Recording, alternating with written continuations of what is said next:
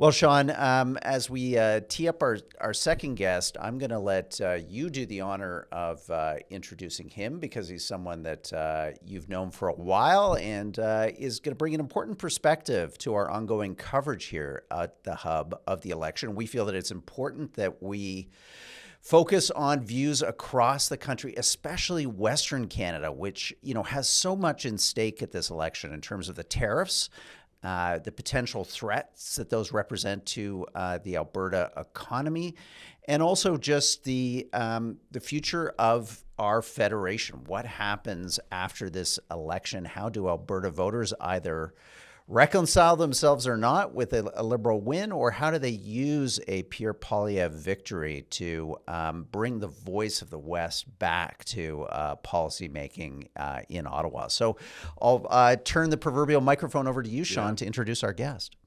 Yeah, great setup, Roger. We've been so grateful and proud for the quality of guests that we've had on our daily show over the course of this campaign, but we were really determined to make sure moving forward we have voices and perspectives from Western Canada because, as you say, in so many ways, questions around national unity and Western alienation are implicitly on the ballot. And so we're grateful to have with us joining today Ryan Hastman, someone who has spent time in the world of politics and policy and media and commentary based in Edmonton, a good friend of mine.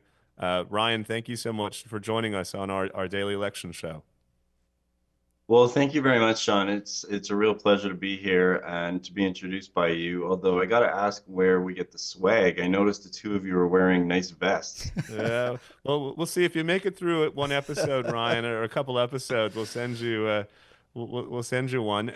Ryan, why don't you just lay out for our audience, particularly those in Central Canada, how Albertans in particular are feeling about this election campaign, not just partisan questions about the different parties, but fundamentally the extent to which a lot of the key questions we're debating, including, of course, Canada's response to Trump's tariffs, turn on inherently regional lines. Yeah, well, and first I just want to acknowledge the work that the Hub has been doing. I think the project here is so important. And one of the things that I really appreciated was just a couple months ago when the tariff stuff started and the two of you ran a piece, an editorial, I believe, really saying it's time to stand with Alberta. I just want to thank you for that. I think a lot of us out here tend to feel pretty distant from the Laurentian Triangle and, what goes on in the national debate. So as Albertans, I mean, and I don't speak for every Albertan, but I speak for myself. As we watch this federal campaign, it's been a really jarring experience to kind of see that we thought maybe we had a new incoming government that was going to be led by someone who grew up here, who understands and who values the Alberta perspective, and who was saying he understands the role that the energy sector and that Alberta plays in Confederation. It's been pretty jarring to kind of see how quickly that has changed. And what I think is important here is really the issues that you guys have been talking about on the Hub, which is economic growth, economic prosperity. Alberta in many ways is an idea. And the idea or the mythos here is you can come and you can find opportunity and you can work and you can get ahead. We all know people from Ontario who have come out here and made a living, people from New Brunswick, people from PEI. It's not just about Albertans prospering, but it's really about the whole country. And so what we've seen for the last 10 years, and again, you guys have just been at the forefront of this in this lost decade, has really been, it's felt targeted. I mean, it really has felt like other parts of the country are prospering at our expense or through deliberate strategies to really hold down the resource economy, which, as you know, not only prospers Alberta, it prospers the whole country. So I think as we're watching, what we want to see is for the opportunity for us to make our contribution to the country. Albertans are very generous. We share, we want people to come here and work. We want people to make a great life. It's felt a little bit like we're picked on sometimes. And the problem with Canada is it's so big and there's so many regions. So everybody has a bit of an axe to grind. But boy, it's felt pretty personal in the last little while. Yeah. How about the last couple of weeks since the start of the campaign? How have Albertans? And again, we totally realize we're just getting atmospherics for you here. We just want your sense of what the vibe is. How have they reacted to this kind of surge of Mark Carney's kind of political prospects and the extent to which at least a whole bunch of Central Canadians seem willing at this point, it's still early in the campaign, but seem willing to kind of, I don't know, forget the last 10 years, have a do-over for the Liberal Party. What do Albertans think about this?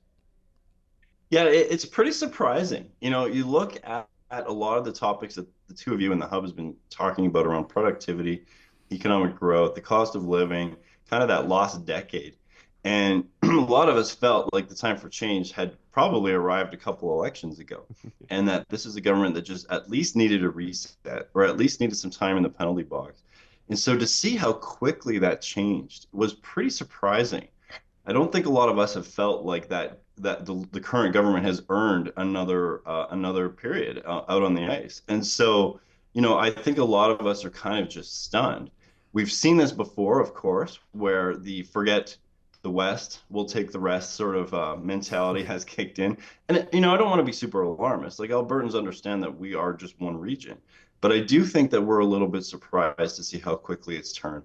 And this is a leader who, of course, has credentials and skill sets, and he's been involved in high finance. But he's also written a book about essentially shutting down the energy sector, the resource-based economy here in the energy sector. So, this is a guy that we're kind of looking at a little bit with suspicion. Now, he is an Oilers fan, which is great. But as far as his agenda on policy, I think a lot of us we've seen this show before. And it almost feels like the strategy here might be, Alberta's only 38 seats, I think 36, and they'll take 4 or 5, and the rest can just sit in opposition. Well, let's talk about that. I don't want to jump too far ahead. Um, but for our Central Canadian listeners and viewers, why don't you just reflect, Ryan, on the inherent problems or challenges with another government in Ottawa that doesn't have Alberta voices around the table, particularly in a moment in which that government would be entering into negotiations with the United States that could involve regional trade-offs. How does a government like that manage the balance between representing Ontario's auto sector and Alberta's oil and gas industry? Yeah, well, and it really makes me fearful. Anytime a region of the country isn't represented at that table or have someone screaming for its interests, and of course the federal cabinet represents the entire country, but that feels kind of like an empty thing to say in the scenario where we would go into these negotiations without a voice from the resource economy, the prairie provinces, Alberta, Saskatchewan. So thinking about a government that's been in charge for the lost decade and the last decade, representing us when no one's watching them, when there's no accountability, when the cameras are off, given what they say when the cameras are on.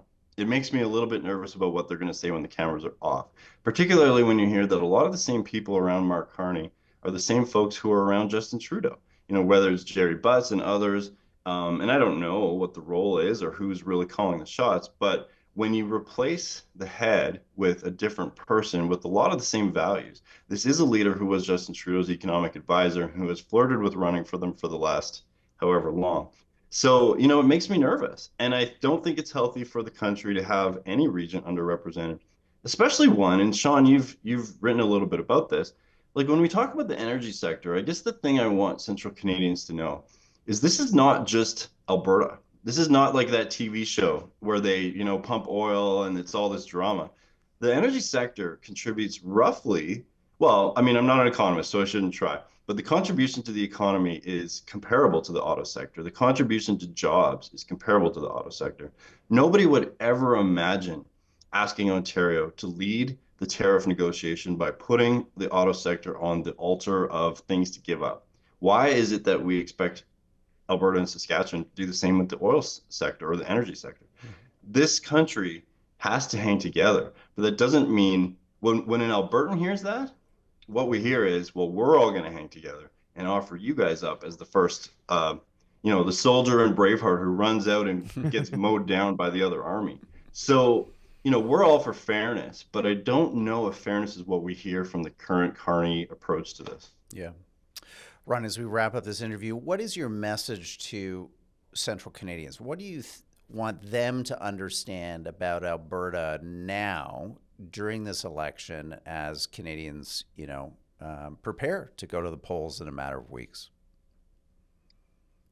That fairness has to be a two-way street. Like Albertans are just as committed and patriotic to Canada as the rest of the country.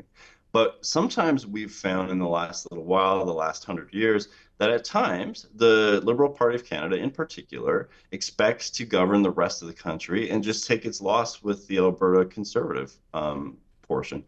That's something that's not healthy. All of us in conservative politics here are always saying we're federalists first. There's a national project, and Alberta's been such a big part of that story. So I would say to the Central Canadians, like, don't treat us like we are the embarrassing cousin. Don't treat us like we're kind of the dirty part of the economy, and it'd be better if we could move on, but I guess we're stuck with you guys. Alberta represents opportunity for everybody, economic growth, and growth is the only way we're going to get out of this. As you guys know, we can't cut or tax cut or even spend our way out of this lost decade. We need to grow. And Alberta is positioned for growth. We are ready to go. And we want people from the rest of the country to come here and to have these amazing opportunities, just like they've had since the oil sands started. Great message, Ryan. I think after that audition, we'll have to get you a vest. At minimum, though, we'd like to have you back on to share your perspective. Ryan Hastman, someone who's spent decades in the world of Alberta policy, politics, and media and commentary. Thank you so much for joining us. Yeah, thank you both.